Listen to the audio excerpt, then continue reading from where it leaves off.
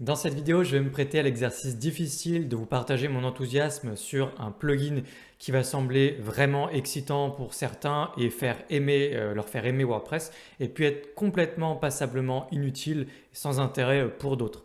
Il s'agit d'un bloc, mais c'est vraiment une extension qui m'amuse beaucoup et en fait je vais vous partager des idées autour de cette extension et de cette fonctionnalité qui peut-être vont vous permettre de complètement travailler autrement. Par exemple, si vous êtes freelance, si vous êtes une agence et que vous donc créez des sites pour des clients, vous allez voir, je vais vous donner une petite idée à la fin.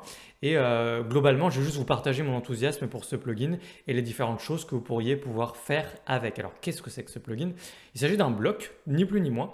Donc oui, toujours ces fameux blocs WordPress. Donc, ce n'est pas une extension qu'on utilise pour Elementor ou Divi, mais restez quand même dans cette vidéo, on ne sait jamais, ça peut vous donner envie d'utiliser les blocs WordPress. En tout cas, ça vous donnera une petite idée de ce qu'il est possible de faire avec de nouveaux blocs et peut-être qu'un jour vous aurez envie de passer au bloc.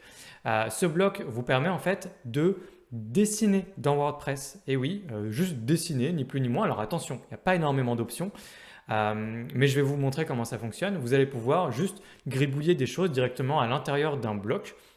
Vous avez un petit canevas vierge et vous gribouillez des trucs. Et fait intéressant, c'est que le canevas est automatiquement transparent. Ce qui veut dire que quand vous gribouillez des choses sur fond blanc, donc voilà, vous pouvez dessiner très bien. Mais comme c'est transparent, vous pouvez aussi gribouiller par-dessus d'autres choses.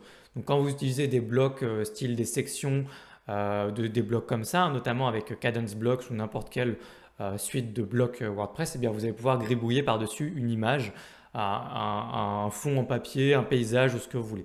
Alors regardez, je vais vous montrer tout de suite. Regardez, ça va être assez fun. Vous allez dans les extensions, vous cliquez sur Ajouter comme d'habitude, vous tapez Sketch. Et là, vous avez l'extension qui s'appelle Sketchblock.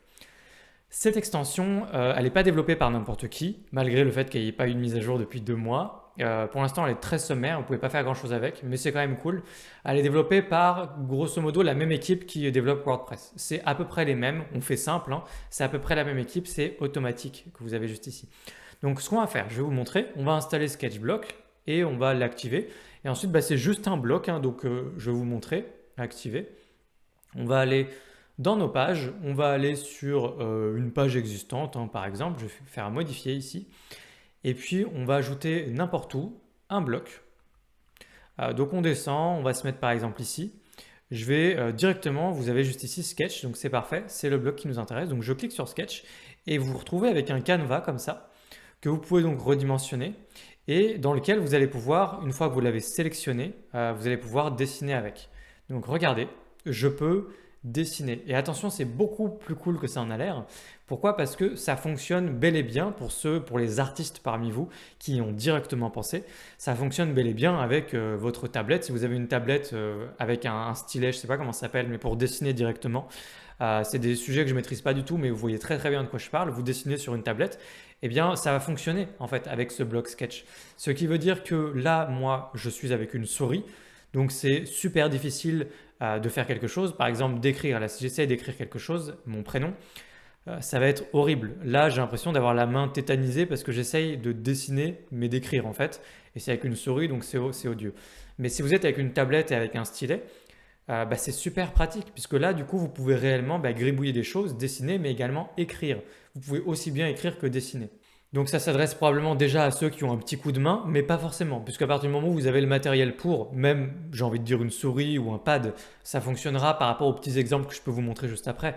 Mais pour ceux qui veulent aller vraiment plus loin, dès lors que vous avez ce stylet et cette tablette, même sans savoir dessiner vraiment, vous savez écrire a priori, donc du coup vous allez pouvoir de toute façon faire des choses, ou même dessiner une flèche, ce genre de choses.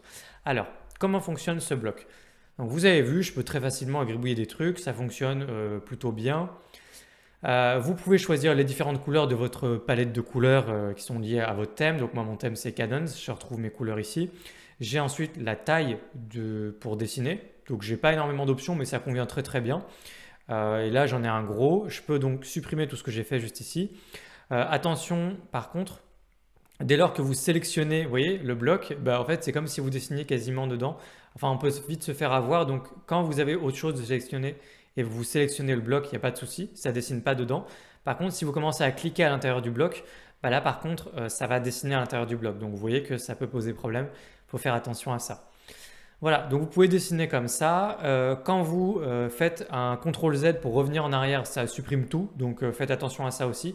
Par contre, là je dessine, hop, je me suis planté, attendez, donc voilà, mettre à jour, et donc là je redessine, on va faire une autre couleur pour la voir, je redessine en noir, et là si je fais CTRL Z ici, comme j'ai sauvegardé entre temps en fait, le CTRL Z marche bien sur la petite partie que j'ai dessinée en plus. Hop, je reviens en arrière. Donc là c'est important aussi à savoir si jamais vous utilisez ce bloc régulièrement. Et donc, vous pouvez faire n'importe quoi avec ce bloc. Donc là, je vais faire mettre à jour. On va regarder déjà. Vous allez voir que ça fonctionne. Vous avez exactement le résultat attendu. Vous pouvez faire ça directement comme ça dans un bloc. Vous pouvez le faire sinon par-dessus, comme je vous disais, une image, puisque le fond est automatiquement transparent.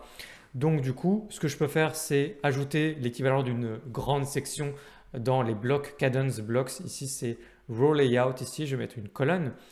Et ce que je vais faire ici, c'est mettre une image de fond. On va aller récupérer, non pas du tout, hop, une image de fond.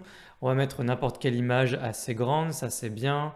Voilà, sélectionner et on va faire en sorte que ce soit assez grand. Oh, tu m'embêtes. Hauteur minimum, voilà, très bien.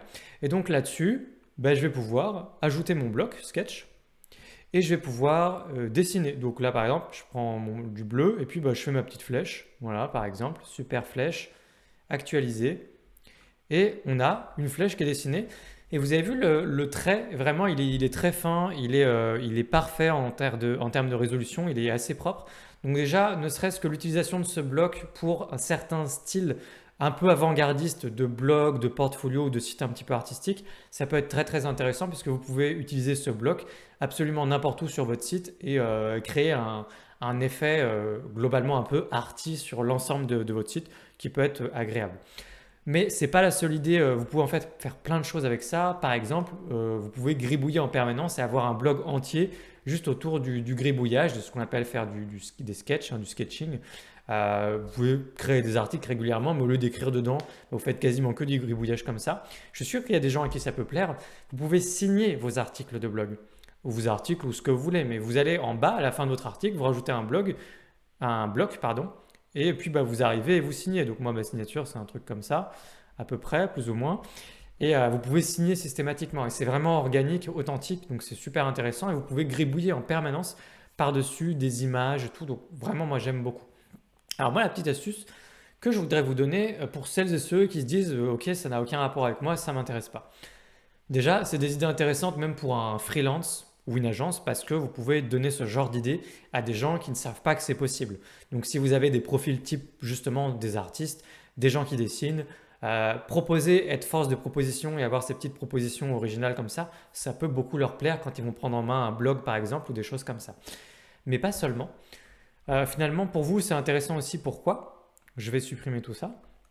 Parce que on pourrait imaginer, alors là, certains vont trouver que l'idée a beaucoup de sens, d'autres pas du tout, mais on pourrait imaginer qu'on fait des wireframes avec ça. Alors, pour rappel, qu'est-ce que c'est un wireframe? Et évidemment, il y a plein d'autres façons de le faire. Un wireframe, c'est simplement une ossature générale de votre site internet que vous faites en tant que freelance pour votre client, en guise de première étape pour tâtonner un petit peu ensemble et voir comment est-ce que va être votre site internet. Donc vous faites un truc très très basique, très sommaire, souvent en noir et blanc. Vous dessinez, alors soit il y a des logiciels pour le faire comme Figma ou Adobe XD, ou alors vous dessinez simplement papier-crayon, ça fonctionne très très bien. Vous dessinez et vous gribouillez, vous dites ok, il va y avoir une section, il va y avoir un bloc là, une section comme ça, une image ici, du texte là, etc. On appelle ça faire un wireframe, ce qui est une étape incontournable du web design, même si beaucoup de freelance sur WordPress bossent avec des modèles de sites déjà préfaits. Mais si jamais vous ne bossez pas avec des modèles de sites déjà faits, faire un wireframe, c'est quelque chose, c'est une étape importante parce qu'en général, ça fait toute la différence en termes de web design. Ça fait la différence entre un site qui tâtonne un petit peu à l'aveugle et qui va faire quelque chose, disons-le, de pas terrible, de quelqu'un qui va avoir une vraie réflexion en amont du web design, de quelle information, comment, pourquoi, etc.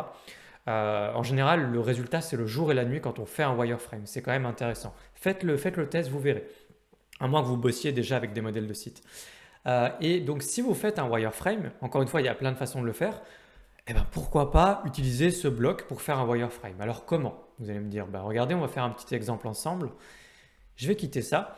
Et rappelez-vous que je vous ai dit, là, je suis au pad ou à la souris, mais pensez au fait que vous pouvez travailler avec une vraie tablette et du vrai matos, quoi. Et parce que là, tout de suite, c'est quand même beaucoup plus intéressant. Et malheureusement, je ne peux pas vous faire la démonstration puisque je ne suis pas équipé. Donc je vais faire une nouvelle page. On va l'appeler wireframing parce que c'est ce qu'on fait. Et pour cette étape de wireframing, on va ajouter par exemple des colonnes. Donc on peut ajouter le row layout. Si vous n'avez pas le row layout, que vous faites un test de votre côté, vous avez le bloc colonne hein, par défaut de WordPress. Hop, 3 colonnes. Et qu'on va mettre en pleine largeur au cas où il y a besoin de le faire. Voilà, donc j'ai mes colonnes, j'ai mon truc, mon ossature normale, et je vais pouvoir glisser dedans des blocs sketch à chaque fois. Donc là, par exemple, je vais en glisser un seul, je vais le dupliquer après pour que ce soit plus simple. Et ce que je vais faire, c'est que je vais dessiner dedans.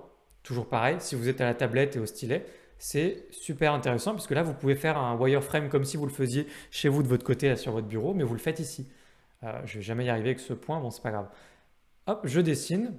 Alors, il faut être inspiré, il faut bien dessiner. Moi, quand si je gribouille avec un crayon de bois, là, ça me paraîtrait assez intuitif. Là, je suis pas dans mon élément, je suis avec la souris comme ça, mais voilà, et on va dire que il y a du texte, voilà, il y a du texte, et ici, vous écrivez en savoir plus. Donc, vous pouvez écrire normalement si vous êtes avec un stylet et une tablette. Bon, vous avez compris, en savoir plus, c'est un bouton. Voilà, c'est un bouton. Et donc ça, bon bah pour faire simple, je vais juste le copier et je vais le coller à chaque fois. Donc je le colle mon bloc ici, je colle mon bloc là et je fais publier simplement. On va regarder la page et on a une page. Alors on a une page bizarre à cause des réglages de notre page ici parce que c'est lié au thème. Hein, donc c'est vraiment une démonstration sur le thème Kadence. Donc je vais faire tout ce qu'il faut. Qu'est-ce qu'il y a qui ne va pas ici? Il y a l'entête transparente qui va nous embêter. Je la désactive rapidement. Là je me mets en pleine largeur automatiquement. Unboxed. Désactiver l'espacement en haut en bas. Je crois que et désactiver le titre de la page. Et je crois que ça va suffire. Voilà, ça suffit. Et donc, alors là, on va dire que c'est. Je vais pas mettre en pleine largeur parce qu'on imagine que c'est. Ah oui, alors faut recentrer. Bon, vous avez compris l'idée de toute façon. Si vous connaissez les blocs dans WordPress, normalement vous serez à l'aise avec ça, c'est pas un problème. Mais regardez, vous pouvez en fait wireframer sur un site démonstration, un faux site, un sous-domaine, n'importe, hein, quelque chose qui vous sert de support pour communiquer avec un client.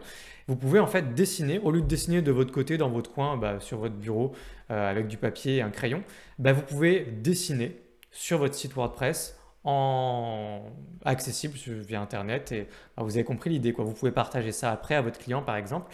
En fait, j'adore l'idée de pouvoir faire un wireframe avec cet outil-là que vous pouvez ensuite envoyer à votre client. Ça revient au même que de gribouiller. Après, ça dépend vraiment de comment vous travaillez, mais vous pouvez vraiment bosser comme ça. Pour certains d'entre vous, je pense que ça peut être assez intuitif et ça peut être une véritable manière de travailler et une véritable manière de gérer votre workflow, votre flux de travail dans vos différentes étapes de création d'un site quoi, avec vos clients. Donc voilà pour la petite astuce. Dites-moi ce que vous en pensez de cette astuce de wireframing que moi je ne vais pas faire de mon côté puisque je ne travaille pas du tout. Déjà je ne suis pas équipé, je n'ai pas la tablette, je n'ai pas tout ça. Et avec une souris ce ne serait pas possible. Mais dites-moi ce que vous pensez de cette idée, donnez-moi votre avis en commentaire. On était vraiment dans le partage dans cette vidéo. J'espère que ça vous a plu en même temps que vous avez découvert un bloc original. Si cette vidéo vous a plu, du coup n'hésitez pas à la liker. Et si vous avez des questions, il n'y a pas beaucoup de questions à avoir sur ce bloc, l'espace commentaire il est aussi là pour ça. Et si vous voulez aller plus loin avec moi sur WordPress, j'ai des programmes WordPress. Vous trouverez des liens dans la description de cette vidéo. Et puis moi je vous dis à très bientôt dans une prochaine vidéo dédiée à WordPress. Ciao!